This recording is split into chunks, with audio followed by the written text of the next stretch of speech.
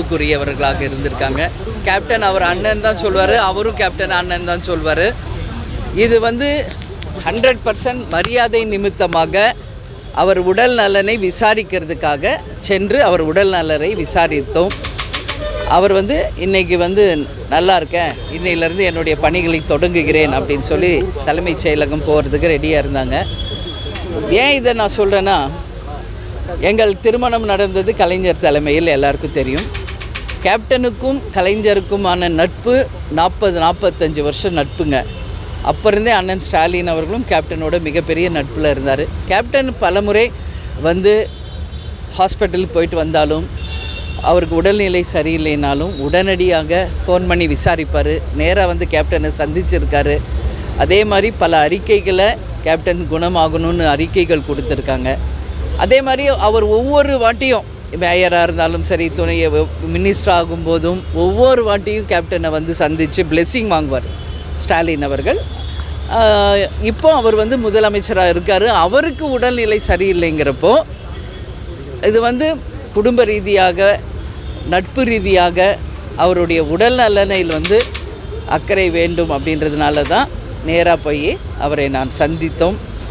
எங்களுடன் எங்கள் கழக நிர்வாகிகள் சுதீஷ், பார்சாதி எல்லாரும் வந்தாங்க. ரொம்ப சந்தோஷமாக இருந்தார்.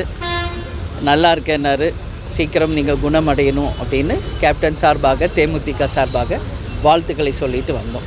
நான் இப்போ தான் அவரை பார்த்துட்டு நாங்கள் எங்கள் தொண்டர்கள் மகிழ்ச்சின்னா அது எனக்கு மகிழ்ச்சி தான்.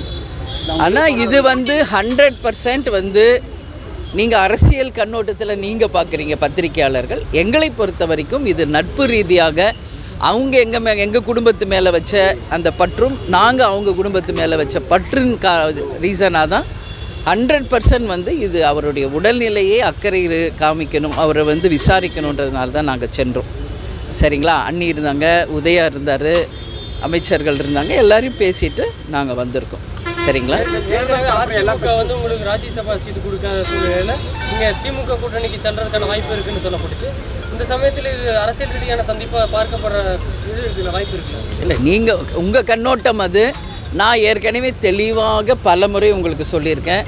தேசிய முற்போக்கு திராவிட கழகத்தின் வளர்ச்சியை மட்டுமே நாங்கள் இப்போ ஃபுல்லாக கான்சன்ட்ரேட் பண்ணுறோம். உங்கள் எல்லாருக்கும் தெரியும், ஆகஸ்ட் 3ஆம் தேதியிலிருந்து தமிழ்நாடு முழுக்க நாங்கள் சுற்றுப்பயணம் ஆரம்பிக்க இருக்கிறோம். கும்மிடிப்பூண்டியில் ஆரம்பித்து கன்னியாகுமரி வரை முதல் கட்ட பயணம், 2ஆம் கட்ட பயணம், 3ஆம் கட்ட பயணம் என்று. அதே மாதிரி கடலூரில் மாநாடு ஜனவரி 9 வச்சுருக்கோம். ஸோ எங்களுடைய பணிகள் இப்போ தேமுதிகவை ஸ்ட்ராங் பண்ணுறது, வளர்க்குறது, எங்கள் நிர்வாகிகளை சந்திக்கிறது, மக்களை சந்திக்கிறது, அப்படிதான். அதனால தான் இல்லம் தேடி உள்ளம் நாடி அப்படின்னு எங்கள் நிர்வாகிகளை சந்திக்க போகிறோம்.